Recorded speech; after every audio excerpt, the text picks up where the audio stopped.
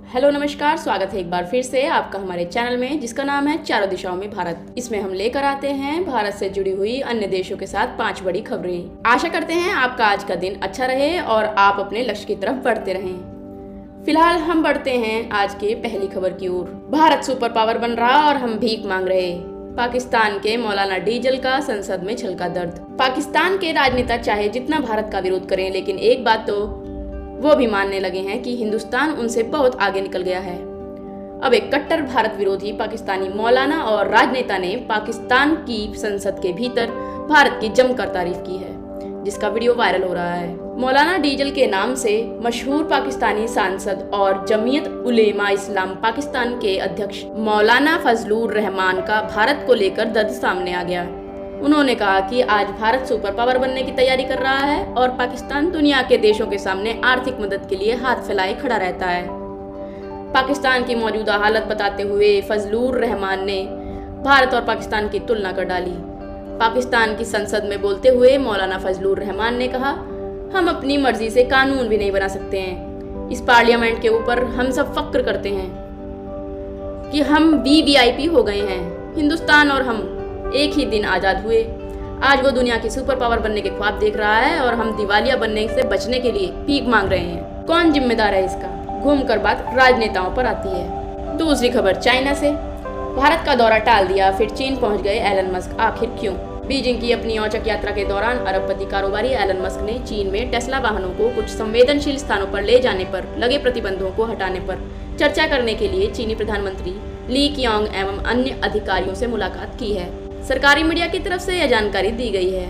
एक रिपोर्ट में कहा गया है कि चीन में टेस्ला कार चालक सरकार से संबंधित भवनों में प्रवेश पर पाबंदी से जूझ रहे हैं। संवेदनशील एवं रणनीतिक डेटा के सामने आ जाने के डर से इन कारों पर ऐसी जगहों पर प्रतिबंध है। सरकारी दैनिक चाइना डेली के अनुसार Musk China council for promotion of international trade automobile company के आमंत्रण पर रविवार को बीजिंग पहुंचे। टेस्ला सभी पाबंदियों को हटाने को लेकर चीनी अधिकारियों से बातचीत कर रहे हैं। मस्क ने रविवार को चीन के प्रधानमंत्री ली कियांग से मुलाकात की और अपनी वाहन कंपनी टेस्ला के लिए भविष्य की विस्तार योजनाओं पर चर्चा की। तीसरी खबर कनाडा से। ट्रूडो के सामने ही लगे खालिस्तान समर्थक नारे तो साधी चुप्पी। भारत ने कनाडा के उच्चायुक्त को किया तलब। कनाडा में खालसा दिवस समारोह में एकत्र लोगों ने पीएम जस्टिन ट्रूडो की मौजूदगी में खालिस्तान के समर्थन में नारे लगाए। टोरंटो में रविवार को इस अवसर पर सिख समुदाय को संबोधित करते हुए कनाडा के पीएम ट्रूडो ने कहा कि देश में आपके मौलिक अधिकारों व स्वतंत्रता की रक्षा के लिए सरकार प्रतिबद्ध है। वहीं भारत ने खालिस्तान समर्थक नारे लगाए जाने पर गहरी चिंता जताई है। विदेश मंत्रालय ने भारत में कनाडा के उप उच्चायुक्त को तलब किया है। कहा, यह कनाडा में अलगाववाद, उग्रवाद व हिंसा को दी गई राजनीतिक जगह को दर्शाता है। कनाडा के CPAC टीवी द्वारा जारी वीडियो में दिख रहा है कि खालसा दिवस समारोह में जस्टिन ट्रूडो के भाषण के दौरान जमकर खालिस्तान समर्थक नारे लग रहे हैं। समारोह में विपक्ष के नेता पियरे पोइलीवरे, NDP नेता जगमीत सिंह और टोरंटो मेयर ओलिविया चाउ आदि मौजूद थे। चौथी खबर यूके से। पीएम ऋषि सुनक ने भारतवंशी प्रोफेसर को दी बड़ी जिम्मेदारी। ब्रिटेन के प्राकृतिक इतिहास की करेंगे रखवाली। ब्रिटेन के प्रधानमंत्री ऋषि सुनक ने पर्यावरण विज्ञान क्षेत्र के अग्रणी भारतवंशी शिक्षाविद यादविंदर माल्ही को लंदन के प्राकृतिक इतिहास संग्रहालय बोर्ड में ट्रस्टी के रूप में दोबारा नियुक्त किया है। 4 वर्ष के दूसरे कार्यकाल के लिए नियुक्त प्रोफेसर माल्ही अवैतनिक सलाहकार की भूमिका में प्राकृतिक संरक्षण में संस्था की भूमिका की देखरेख करेंगे। इससे पहले मई 2020 में उन्हें बोर्ड में पहली बार नियुक्ति मिली थी।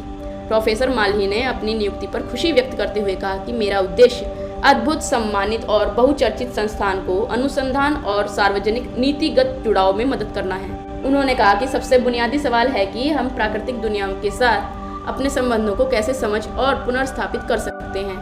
ऑक्सफोर्ड विश्वविद्यालय के भूगोल और पर्यावरण स्कूल में पारिस्थितिकी तंत्र के प्रोफेसर माल्ही को 2020 में दिवंगत महारानी एलिजाबेथ द्वितीय के जन्मदिन के अवसर पर उनकी सेवाओं के लिए कमांडर ऑफ ब्रिटिश एम्पायर की पदवी से सम्मानित किया गया था। पांचवी और आखिरी खबर।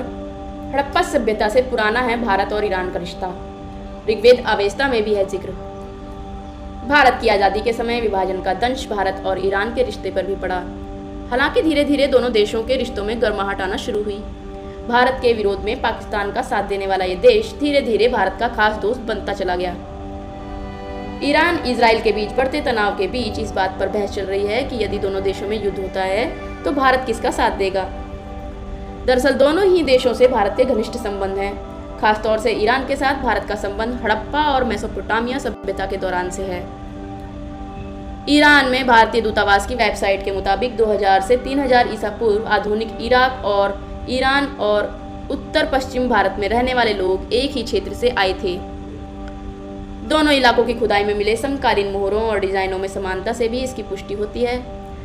भारत के पवित्र ग्रंथ ऋग्वेद और पारसियों के पवित्र ग्रंथ अवेस्ता में भी दोनों देशों का जिक्र है। सिंधु घाटी सभ्यता के समय भारत और ईरान के बीच व्यापारिक संबंध था। उस वक्त भारत और ईरान के बीच फारस की खाड़ी और अरब सागर के माध्यम से व्यापार होता था। ईरान के किश, सूसा और उर में सिंधु मोहरों की खुदाई में इसके सबूत मिले हैं। इतिहासकारों की माने तो उस वक्त ईरान से भारत सोना, चांदी, सीसा, जस्ता खरीदता था, जबकि ईरान भारत से हाथी दांत मंगाता था। आशा करते हैं आपको हमारी न्यूज़ पसंद आई होगी। कल फिर हाजिर होंगे 5 नई और बड़ी खबरों के साथ। तब तक के लिए धन्यवाद।